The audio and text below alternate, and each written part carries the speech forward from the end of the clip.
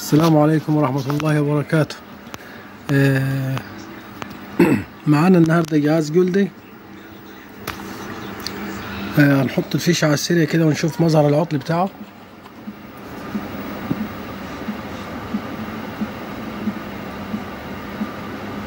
دايرة الكهرباء شغالة، في قفلة بعد دايرة الكهرباء، يا إما في دايرة اللاين وباور اللاين، يا إما في الفيرتيكال ودايرة الفيرتيكال. لما بتطفي اللمبة وتولع يبقى دايرة الكهرباء بتاعت الجهاز شغالة، يبقى العطل خارج دايرة الكهرباء والشبر. هنفتح مع بعض إن شاء الله ونشوفه في إيه. حليت الجهاز يا جماعة، وقبل أي حاجة أو قبل ما أنفخ الجهاز وأنفضه كده من التراب اللي عليه ده، ببص على أي منطقة فيها احتراق أو فيها انفجار، وإن كانت فيه ببدأ الشغل فيها على طول. وإن ما كانش فيه أي حاجة انفجار ببدأ بالقياس بالافوميتر. فانا شايف كده ان كل حاجه طبيعيه ومفيش اي حاجه متفحمه. انا ما لمستش حاجه غير دلوقتي، فايه مفيش اي حاجه متفحمه ولا حاجه بدل. بس تقريبا كده اي سي باور اللاين اللي هو ده هو اللي تالف. طالما مفيش احتراق يبقى هو ايه اللي تالف. هنفض الجهاز من التراب اللي عليه عشان يظهر كده ونشوفه ايه هنعمل ان شاء الله.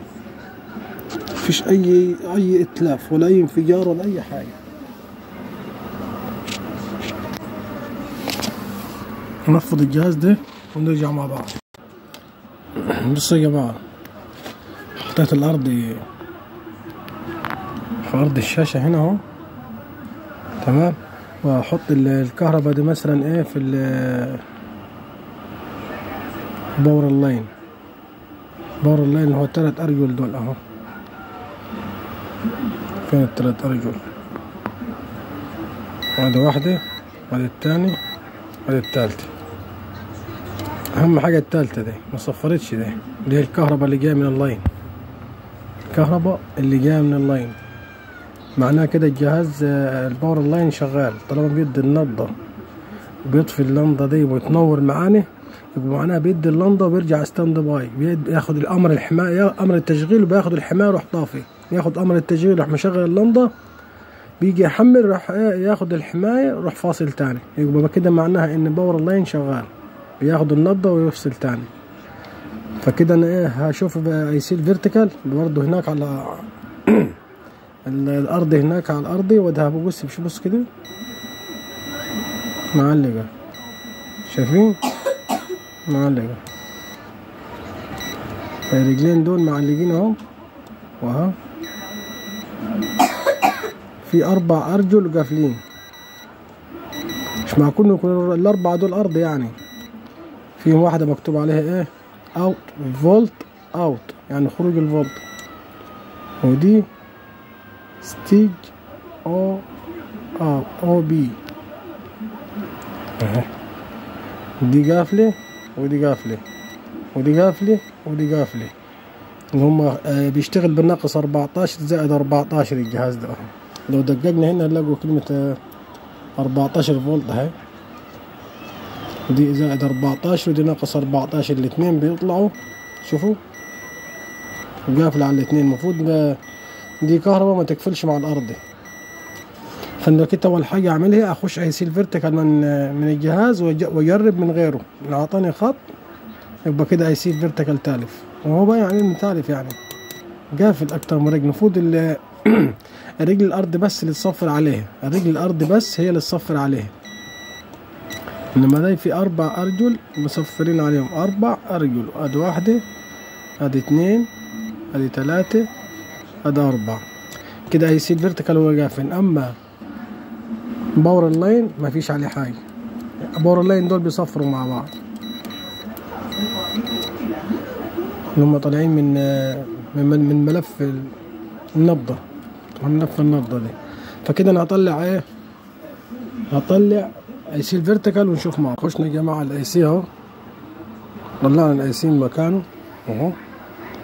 وهنشغل دلوقتي احنا ايه على السريع، وهنشوف الجهاز هيدينا ايه. نرفع كده القفلة دي اللي انا عاملها. بسم الله الرحمن الرحيم. نحطه ايه رصيف التلفزيون اهو.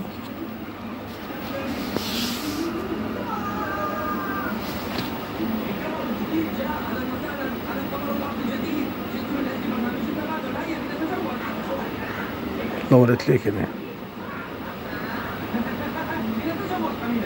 الشاشة فاضية مثلا بتعبي بتخزن. نستنى شوية.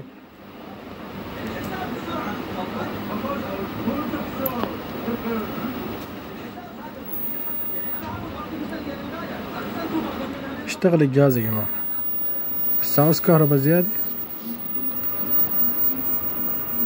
عاوز كهرباء زيادة عشان يشتغل. يعني هو جاب خط على كده. بص كده لو رفعنا كده هنشوف ان الجهاز جاب خط تحت.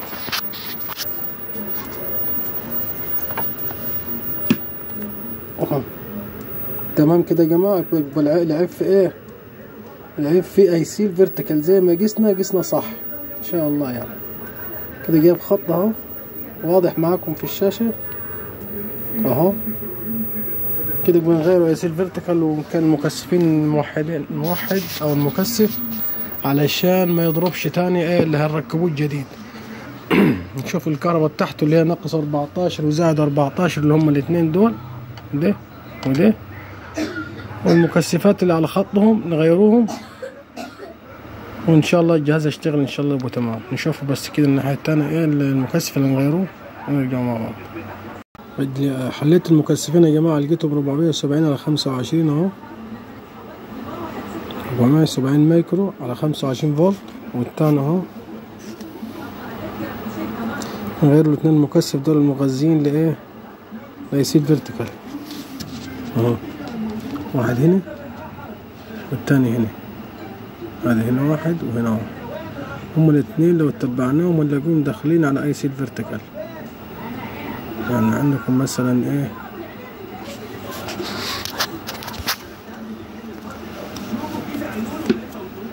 دي اهو ماشي على طريقتنا، وهنا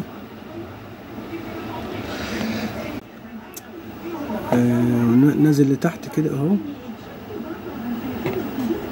هنا الخط الرفيع دي لغاية ايه موصل لرجلي ده اهو، على طرف المكثف اللي احنا ايه هنخلعناه اهو ده، ودي اهو تاني ده ماشي ايه كده اهو اهو ماشي اهو داخل على رجل المكثف هنا. فيعني متصلين بالفيرتيكال فغيرناهم نظافة. ان شاء الله نغيروا الاي سي الفيرتيكال ونغيروا معاهم الاتنين المكثفين دول 470 الى 25 فولت او 50 فولت يمشي، وهنشوف مع بعض ان شاء الله. يا جماعة اللي 470 مايكرو على 25 فولت حاليا مش متوفر في عندي، هركب انا مكانه 1000 على 25 يمشي الحال تمام. هركب الاتنين دول وهنشوف مع بعض ان شاء الله. 1000 على 25 مكان 2 470 على 25 هركب ونرجع مع بعض ثاني. ركبنا يا جماعة الاتنين مكثف هم بتوعت الفيرتيكال اللي هم 1000 على 25 بدل 400 على 70، 470 على 25 بدل دول. هنشغله على 220 ونشوفه. بسم الله الرحمن الرحيم.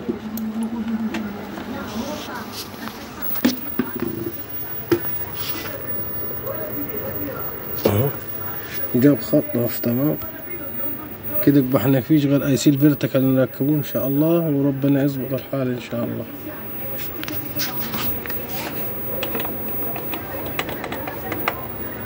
البيانات فيه بيانات وتمام. هو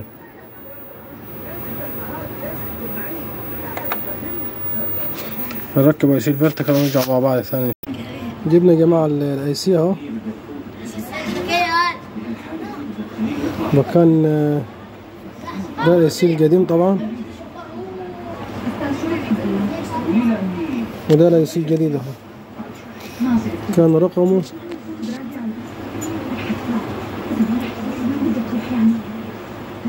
مش عارف، تيجي اشوف رقمه كام. رقمه 48 63.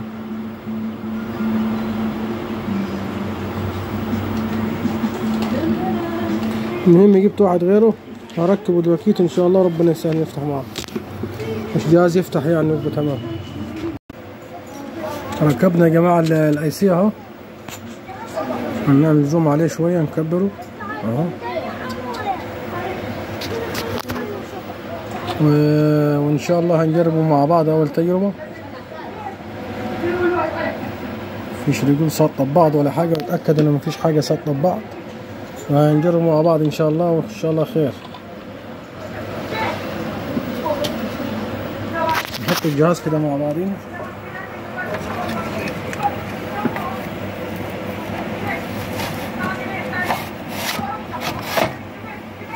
المفروض نحط اول تجربة مع بعضينا ونجربه فين؟ نجرب على 220 اللي هي على 110 بتاعت السيريا. خش كده سلك السيريا ده كده. بسم الله الرحمن الرحيم. هتاخد فترة لغاية ما تشحن مكثف الإلك وتخرج من باور كهرباء. شفتوا معانا؟ فتحة بس عازم 220. هنخش الفيشة من السيريا هنا ونحطه على 220 إن شاء الله خير. بسم الله الرحمن الرحيم. ونعدل الجهاز الأول. اشتغل الجهاز. اشتغل تمام الجماعة. كده هعدل الجهاز إن شاء الله مع بعض ونشوف السرعة على الريسيفر وكده. ماشي. كده ظبطنا التلفزيون يا جماعة وربطناه وخلاص. كده هنشغل إن شاء الله ونشوف مع بعضينا كده ايه صورة الريسيفر على التلفزيون، وهنحاول نخش سيرفيس منيو بتاع التلفزيون. ماشي. نحاول على التي في اي في اهو، وادي صورة الريسيفر اهو. تمام. نقفل السيرة كده عشان عكس علينا هنا.